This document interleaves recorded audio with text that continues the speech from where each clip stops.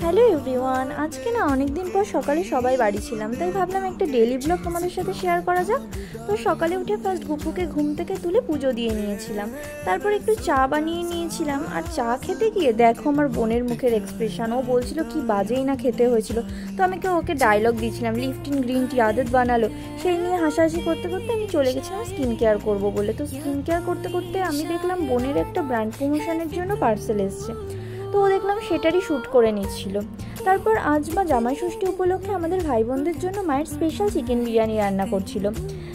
যেহেতু আজ দুপুরের মেনুতে হেভি ডিশ ছিল, তাই সকালের খাওয়াটা স্কিপ করে দিয়েছিলাম। তারপর দেখো আমাদের গরম গরম দুপুরের বিরিয়ানি রেডি হয়ে গেছে। তারপর দেখো ভাই খাচ্ছিল, তো ভাইকে বললাম কেমন হয়েছে, তো বললো খুবই ভালো হয়েছে। তো বিকেলের ওয়েদারটা আজ খুবই ভালো ছিল।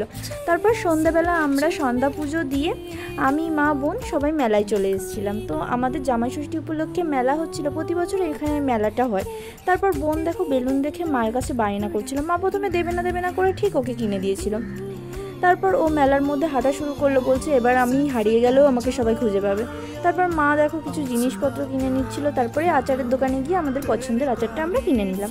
তারপর মেলা থেকে বেরিয়ে ফুলের দোকানে চলে গেছিলাম, কাল যেহেতু লক্ষ্মীবার তাই মা ফুল কিনে নিল। তারপরে আমরা মিষ্টির দোকান থেকে মিষ্টি নিয়ে বাড়ির উদ্দেশ্যে রওনা দিলাম।